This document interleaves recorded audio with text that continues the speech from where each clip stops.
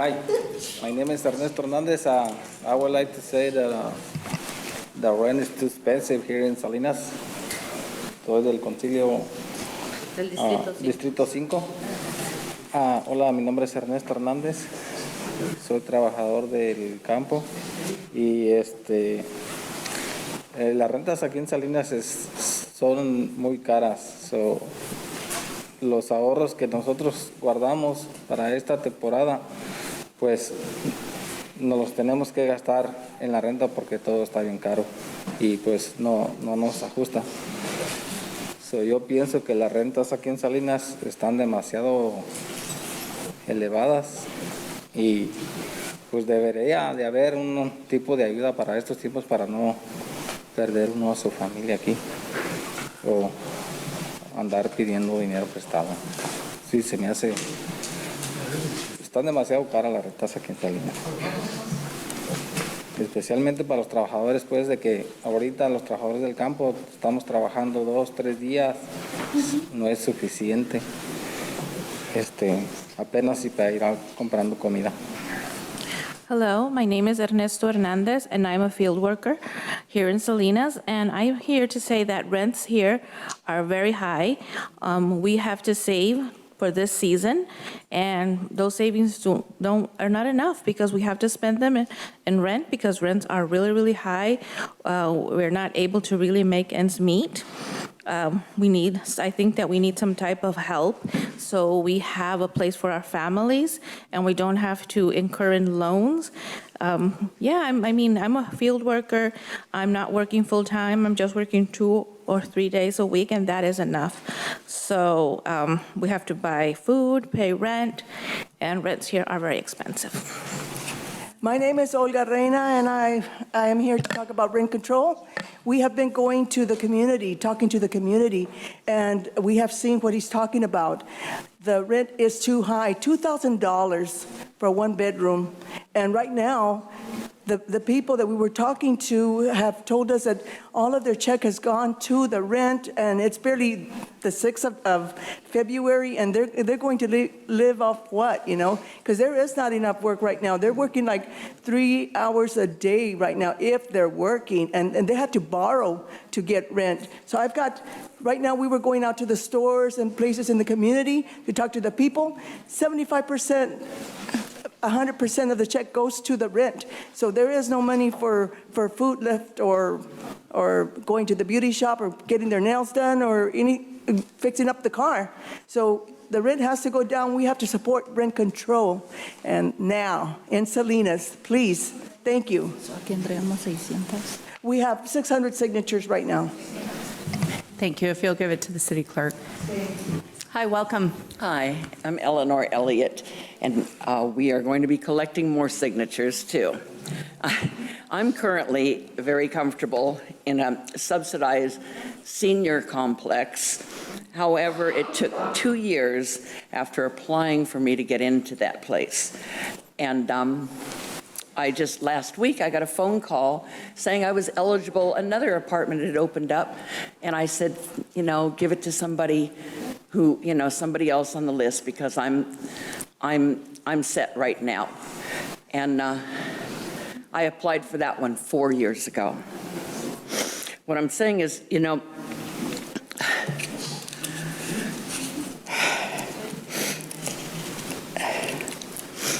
for 70-year-olds and 80-year-olds, 4 years to wait for a place to live, for a roof over your head, is a death sentence. And I'm one of the lucky ones. But I see so many of my fellow seniors that are living on the streets now, living in their cars, and struggling to get by because they cannot afford rent, and they cannot afford to get the money to get into a place. It's unacceptable. And, it's this here in Salinas. Here in Salinas, in this county, in this state, many of us, low-income and middle-income people, are struggling, and especially our seniors, especially my fellow seniors. Thank you. Thank you. Hi, welcome. Hola, buenas tardes. Mi nombre es María Caballero. Vivo en el Distrito 1 de Salinas. y solamente vengo a compartirles como mi experiencia de vivir aquí en California, donde las rentas son exclusivamente caras, donde mi salario no me alcanza como para ahorrar para esta temporada de trabajo que porque yo ocupo 2 cheques cuando de lo poco que gano para mi renta, más o menos, a veces más. El otro es para medio comer y el otro es para, no me alcanza, no me ajusta para pagar aseguranza, un pago de carro que aunque lo saqué de segunda, tercera mano, no lo sé, es 2005, teléfono, entonces ahorita simplemente yo no he pagado mi renta, no tengo forma de que mis hermanos me puedan prestar porque están en la misma situación que yo. Es algo extremadamente feo, preocupante, donde la gente no puede salir tranquilo con esas preocupaciones tal vez, donde he visto personas, sobre todo hombres solos, que se les renta un espacio, una cama en 560, donde no tienen derecho a cocinar, a usar el microondas, a usar el refrigerador, tienen que estar afuera. He visto amigas que tienen en renta un cuarto donde piden personas solas, no animales, no niños y no uso de cocina. Entonces todos estamos viviendo una situación desesperada porque la gente que tiene casas o que tiene algún lugar de renta es exclusivamente abusiva. Y los que no tenemos, pues estamos como en préstamos, como por familiares, a lo mejor hasta en préstamos de rédito, que otra persona le renta cobrándole un 10%, donde uno ya no lo puede pagar. Entonces también si hacen algo, que espero que sí, para las rentas, para los precios, pues tampoco no calificamos para nada. Si yo voy y aplico para un bajos ingresos, no califico. Personas solas tampoco califican, entonces no sé. Gracias. Okay. Gracias. Hello, my name is Maria Caballero. I'm from District 1 here in Salinas, and I come to share with you the experience of living in California. Here we don't earn enough to be able to save for the off-season. I have 2 checks, and most of it goes to the rent and a little bit to eat. I can't afford insurance. My car, I bought it 3rd, 4th hand, but I really can't even afford to pay that or my phone. There's no place to rent. I can't really ask my siblings to loan me money because they don't have any money to loan me. So it's very worrisome. And some rooms are for rent, like for a man only. They rent a bed for $560 a month, but they don't have the right to cook. They don't have a right to use the refrigerator. And they don't allow children or pets, no kitchen use. And people that have homes for rent are very abusive. We can't get loans. There's also this system where it's Reddit, like it's, for example, another person rents the house for you, and then they charge you 10% additional for the favor of renting the house in your name. And I mean, low income, I don't qualify. Single people don't qualify, so it's a worrisome situation. My name is Mary Mortoli, and I live in District 4. And I see the problem really bad because it happened to me. I can't pay sometimes. So then I have a hard time because once I pay my rent, right after that, I have no money. And then I have to buy my pills or whatever, and I start borrowing money or selling something to buy my pills. And so then it's very hard for us seniors to get along, in life. It's getting worse. So it happened to me, and I really am very worried because why if I end up in the hospital? I don't want to be in the hospital. I do need help, and the rent is very high. So we do need some kind of rent control, or if you ask, I need an extension, maybe tomorrow I pay. No, you got to pay. You got to pay as soon as you can, and you have to do it. There's no buts about it. So I understand because they need their money and all that, but we need to have some kind of control because we're going to end up out in the streets, and I don't know what I'm going to do out there. So please help us.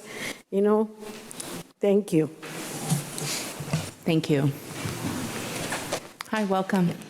Buenas tardes a todos. Mi nombre es Nidia Soto. Estoy aquí porque, bueno, estoy trabajando con Building Healthy Community. El grupo aquí, quiero agradecerle, Vecindarios Prósperos.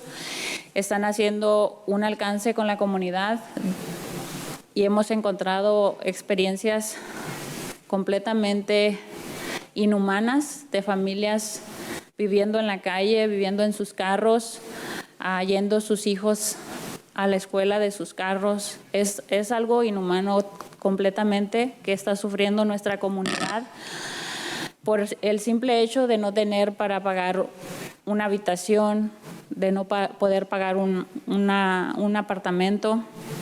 Encontré una familia donde sus hijos pequeños de 4 y 5 años, mitad de su pelo se está cayendo porque han escuchado a sus papás contando centavo por centavo para completar su renta. Y eso pasó en el Distrito 1, en el Parque Las Casitas. Y está pasando en cualquier distrito de la ciudad de Salinas. Familias enteras trabajando 2 trabajos, descuidan sus hijos. Y ahí es donde empiezan problemas con los jóvenes. Pero entonces las familias tienen que escoger, los padres tienen que escoger en cuidar los hijos o tenerles un techo. Y es muy difícil, esa es una decisión muy difícil. Y los hijos dicen, ¿para qué seguimos estudiando si estamos mirando la necesidad tan grande de nuestros padres por tenernos un techo? Siguen en el círculo de la familia de irse al campo, trabajar por temporadas, ahorran en la temporada, no les alcanza en el invierno para pagar su renta, para pagar una habitación. Estamos sufriendo una necesidad muy grande, como la familia aquí de Ernesto. Tuvieron que quitar prestado para que su hija y su esposa y él tengan un techo. Entonces, les pedimos, por favor, que traigan a un voto, a discusión, un control de rentas aquí en Salinas. Muchas gracias por escucharnos. Thank you. Gracias.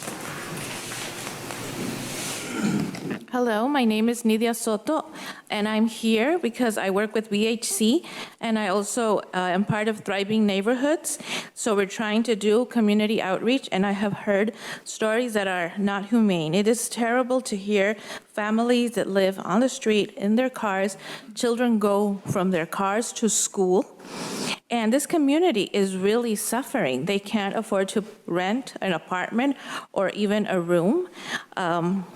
I know about a family that they have a 4- and a 5-year-old child. Their hair is literally falling out because they hear their parents every day counting the pennies to be able to pay rent, and that is in District 1 and Parque Las Casitas.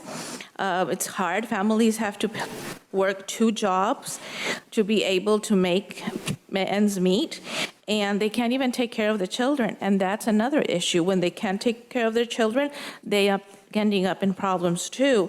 So it's hard because a family has to decide, either you have a roof over your head and your family, or you take care of your children. So a lot of children are seeing the difficulty and the struggles their family are going through. So they're thinking, why should I study? Why don't I just go to the field, work with my parents, and help them make money? And that way they can save some money for the winter season. I see a lot of families suffering, like Ernesto. They had to decide between they had to take a loan just to get a roof over his wife and daughter's head. So I please ask you to put to vote the rent control here in Salinas. Thank you. Mi nombre es María Yesenia Chavez. Disculpe, escribí lo que iba a decir. El año pasado a nuestra familia nos subieron 660 de renta. Vivo en el Distrito 4. Les pido, por favor, nos ayuden, ya que muchas familias estamos pasando de mucha frustración por incremento de renta y por todo está caro y no nos alcanza el dinero para todas nuestras necesidades. Y moverse de estado no es posible, ya que mi esposo tiene 18 años en su trabajo y mis hijas aquí nacieron y están estudiando. Bueno, han de decir que ya aumentaron el salario, pero cuando aumentan el salario, con ello viene aumento en todas las necesidades que tenemos y en vez de ayudarnos nos perjudican. Les pido también que vean esos programas de vivienda que son para ayudar a personas emigrantes. Y resulta que si no tienen un número de seguro, no califica para la ayuda, nada más sus hijos. Que si en un futuro arreglan, entonces sí califican y no aceptan permisos de trabajo. Y uno esperanzado que eso pase, que haya una amnistía y no pasa. Los hijos crecen, empiezan a trabajar y como viven con uno, sus ingresos nos afectan. Y como somos de familias unidas, no los sacamos de la casa. Al contrario, nos apoyamos, ya que solos no podemos salir adelante. Hay familias que sí hacen y sacan a sus hijos cumpliendo 18 años. Y eso es muy feo. My name is Yenia Chavez, and I'm here to tell you that my family suffered a rent increase last year for $660. We live in District 4, so I ask please to help us. Our families are feeling very frustrated. Rent is so high, everything is so expensive. We really don't make enough to cover all our needs, and moving out of state is not an option. My husband has been working in his job for 18 years. My daughters were born here and they're studying here. Salaries, yes, you can say salaries went up. But when that happens, everything else goes up. All our basic needs are more expensive, so we're in the same situation, and that really affects us. What we need is a program that helps immigrant families to get a home, but the problem is that if we don't have a social security number, we're not eligible, just our children. So in the future, we may be eligible. Work permits are not allowed. So we need a program. We need something to help immigrants' families. Our children grow, they start working, but we're united, our families are very united, so we don't kick our kids out when they turn 18. Other people do, but we don't think that's nice, so we keep our children in our homes. Just wanted to take a moment to recognize our colleague, Nidia, and our team, Vecindarios Prósperos, Thriving Neighborhoods, in making sure that we're moving forward, we're at least keeping the conversation going around rent control. As we all know, that the city has formally already acknowledged that this is going to be an issue, something to approach within this year, hopefully as soon as possible. Just the stories that keep coming up, that need, that urgency, it feels as if it's just growing more and more each day. So, really. Good afternoon. I heard we have an interim police chief. Congratulations. We should all stomp our feet and clap our hands. The housing conversation is really interesting because you have low-income people that don't have homes, and at the same time, our taxing structure will force people with homes out of homes. So people will buy a home, but their real challenge is not their mortgage, it's the amount of taxes that the city charges for them to keep their home. And so when we look at housing, we need to look at people that don't have homes and the need to sustain your middle class, right? And not to tax them out of the resources that they have. I represent the Montebella community. We have issues with the soccer community coming in and destroying aspects of our park. We met with Mr. Rojas, who's the president of the organization, and he basically said that the city has cut down parks at Constitution, and there's other city locations where they could play soccer, but the city is not allowing them to play soccer. We will work with him to try to monitor the park, because if his folks are coming in, maybe he can teach them to respect the park. At the same time, if we were to have some people come in from code enforcement to try to make sure that the rules were followed, we brought the bylaws with us and the rules with us. We can share them with you and Mr. Rojas. There is a need to allow his organization access to the city resources that are available, so that way he doesn't have to come into the community and destroy the playgrounds and the play yards of the schools. And again, we pay the taxes that threaten us to have to leave our homes, right? If we don't pay taxes, we leave our homes, but at the same time, we're not getting the services that we're paying for. Wanted to thank the residents who came today to speak about housing. To share such personal, intimate struggles in a public setting is by no means an easy feat and definitely requires courage. So I wanted to thank them for their candor and for being so open and honest with us. I think that it's safe to say that housing is a complex and evolving issue, definitely not something that is going to be taken care of overnight, and will require our continued collaboration. And I know that my colleagues on this council and I are happy to continue to work towards solutions that serve our residents. I want to thank Building Healthy Communities. Every week, every time we meet, we have people in front of us that come, please assist us in our housing. And these aren't people looking for handouts. These are hardworking people that get up early in the morning, go to work. And you know what? Our agriculture industry, I keep hearing we have $4 to $8 billion agriculture industry, and it creates jobs. People come because of this industry, but they get poverty wages, and they cannot afford a decent living dwelling. I really appreciate when some of these folks, especially moms with little children, they come before this council and they really believe that we can do something about it. And that's hope. And hopefully there is something that we can do to make it easier for people. There was this one woman that came here. She rented for so long, and her family got evicted because the apartment dwelling was going to be reconstructed and what have you. Did you know that her and her husband and her children got together and they struggled? They bought a house. But you know what she tells me? Every cent that they get goes to their house to pay the mortgage. But she said, we had to do something about it. My God, that's a wonderful story, but at the same time, all of their money is going towards the mortgage. And I think to Building Healthy Communities, to bring in 600 signatures of people looking for a better place to live, a decent place to live, I think we're moving in the right direction to assist them. I want to